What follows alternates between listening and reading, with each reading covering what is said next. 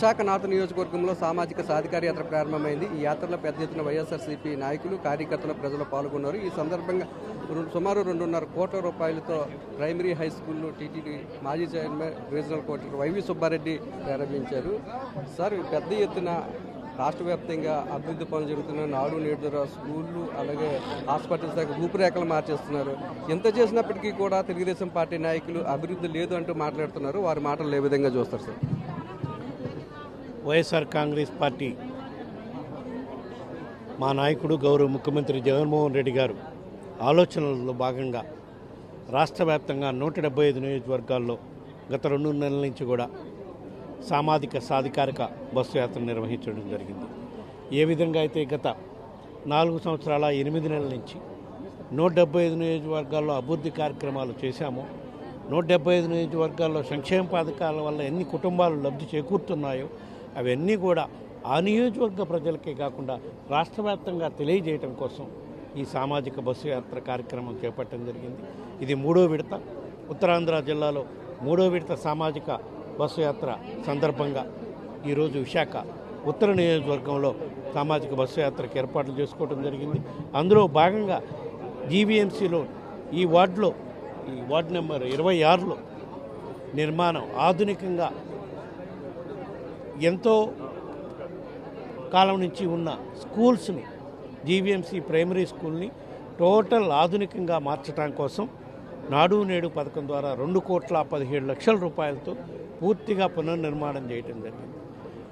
దాంతో ఇక్కడ చదివే బాలబాలికలకి ఇంటర్నేషనల్ స్కూల్స్లో, నగరాల్లో ఉండే స్కూల్స్తో ఉండే ఏ ఫెసిలిటీస్ అయితే ఇంక్లూడింగ్ టాయిలెట్స్ ఉంటాయో ఆ విధంగా అన్ని ఆధునిక సదుపాయాలు పెట్టడం కాకుండా క్లాస్ రూమ్స్లో డిస్ప్లే బోర్డ్స్, టాయిలెట్స్, బాలికలకి బాలులకి అన్ని వసతులతోటి 5 స్టార్ హోటల్స్లో ఉండే మాదిరి టాయిలెట్స్ కూడా నిర్మాణం చేయడం జరిగింది.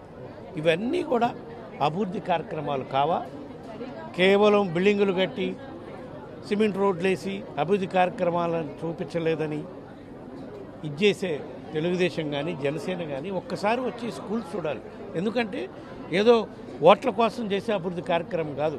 అట్లా అనుకుంటే ఈ స్కూల్లో చదివే బాలబాలికలకి ఓట్లు వేసే ఇది కూడా ఉండదు. ఎందుకంటే అంతా యావరేజ్ 10-15 సంవత్సరాల పిల్లోళ్ళు. అయినా సరే ఫ్యూచర్ జనరేషన్, భావితరాలకి వాళ్ళ జీవితాల్లో వాళ్ళ కాళ్ళపై వాళ్ళు నిలబడటానికి ఇవన్నీ చేయటం జరుగుతుంది. నిజమైన అభివృద్ధి అంటే ఇది.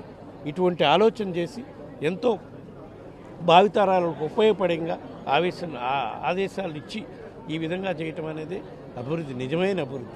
వాళ్ళు కోరుకునే అభివృద్ధి ఏంటంటే వాళ్ళు దోచుకోవటానికి అభివృద్ధి పథకాలు పెట్టి, వాళ్ళు సొమ్ము చేసుకోవటానికి అభివృద్ధి పథకాలు పెట్టి దోచుకునే కార్యక్రమం వాళ్ళు గత కాలంలో నిర్వహించారు. కాబట్టి మళ్ళా అట్లా అభివృద్ధి జరగలేదు అని భూతత్వంలో చూపించేదానికి పచ్చ మీడియాను అడ్డం పెట్టుకొని ఈ తెలుగుదేశం పార్టీ, జనసేన ప్రయత్నిస్తున్నాయి.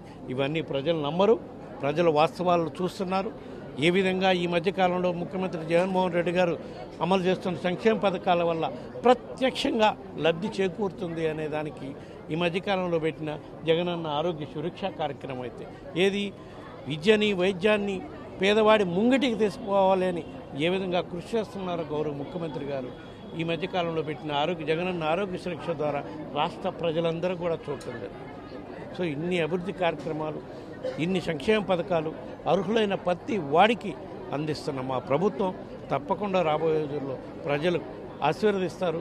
ప్రజల అండదండలతో మళ్ళా రాబోయే రోజుల్లో జరగబోయే ఎలక్షన్స్లో తప్పకుండా విశాఖ ఉత్తర నియోజకవర్గం నుంచి ఏదైతే ఇప్పుడు మనం ఇక్కడ ప్రారంభోత్సవం చేసుకున్నామో ఈ నియోజకవర్గం నుంచి మా అభ్యర్థిగా ఉన్న కేకే రాజు, అదేవిధంగా రాష్ట్ర వ్యాప్తంగా 175 నియోజకవర్గాల అత్యధిక స్థానాలు గెలుచుకొని మా గౌరవ ముఖ్యమంత్రి జగన్మోహన్ రెడ్డి గారు మళ్ళా ఈ రాష్ట్రానికి ముఖ్యమంత్రి అవుతారు అని చెప్పి ఈ సందర్భంగా తెలియజేసుకుంటారు. సుదీర్ఘంగా మీరు రాజకీయాలు ఉన్నారు. ఇప్పుడు జరుగుతున్న అంటే జగన్మోహన్ రెడ్డి పాలనలో జరుగుతున్న సామాజిక న్యాయాన్ని ఏ విధంగా చూస్తారు? గత ప్రభుత్వ హయాంలో ఏం జరిగిందని, ఎలా జరిగిందని మీరు అనుకుంటారు? మేము ఈ సామాజిక బస్సు యాత్ర నిర్వహించడంలో ప్రధాన ఉద్దేశం ఇదే. ఏ విధంగా మా ప్రభుత్వం అధికారంలోకి వచ్చినాక మరీ ముఖ్యంగా బలహీన వర్గాలకి, దళితులకి, మైనార్టీలకి, గిరిజనులకి ఏ విధంగా మేలు చేస్తుంది. ఎందుకంటే సుమారుగా 2,40,000 కోట్ల రూపాయల సంక్షేమ పథకాలు అందిస్తే అందులో 70% బీసీలు, దళితులు, గిరిజనులు, మైనార్టీలకి అందే విధంగా మా ప్రభుత్వం అమలు చేస్తుంది. కాబట్టి గత ప్రభుత్వాల్లో వీళ్ళకి ఈ వర్గాలకి మేలు చేసిన, ఈ స్థాయిలో మేలు చేసిన దాఖలాలు లేవు. కాబట్టి ఆ విషయాన్ని రాష్ట్ర వ్యాప్తంగా చెప్పేదానికే ఈ సామాజిక సాధికారిక బస్సు యాత్ర చేయటం జరుగుతుంది. సంక్షేమ పథకాల్లోనే కాదు, రాజకీయ పదవులు ఇవ్వటంలో కానివ్వండి, నామినేటెడ్ పోస్టులు ఇవ్వటంలో కానివ్వండి, అన్నిట్లో కూడా మోర్ దాన్ 70% ఈ వర్గాలకే, బీసీల వర్గాలకే ఇచ్చే విధంగా మా పాలన సాగుతుంది. కాబట్టి అది రాష్ట్ర వ్యాప్తంగా ప్రజలందరికీ తెలియజేసుకోవడానికే ఈ సామాజిక సాధికారిక బస్సు యాత్ర నిర్వహించడం జరుగుతుందని ఈ సందర్భంగా తెలియజేస్తాను. రాష్ట్ర చరిత్రలో ఎన్నడూ లేని విధంగా నాడు నేడు ద్వారా విద్యా వైద్య రంగంలో విప్లవాత్మకమైన మార్పులను సీఎం వైఎస్ జగన్మోహన్ రెడ్డి తీసుకువచ్చారని, అలాగే దేశ చరిత్రలో ఎన్నడూ లేని విధంగా సామాజిక న్యాయాన్ని బడుగు బలహీన వర్గాల వారికి సీఎం జగన్ అమలు చేస్తున్నారని, బడుగు బలహీన వర్గాల వారికి ఎటువంటి మేలు జరిగిందో వాటన్నింటినీ కూడా సామాజిక సాధికార బస్సు యాత్ర ద్వారా ప్రజలందరికీ కూడా వివరిస్తున్నామని వైవి సుబ్బారెడ్డి చెప్తారు. రమేష్తో నాయుడు, విశాఖపట్నం.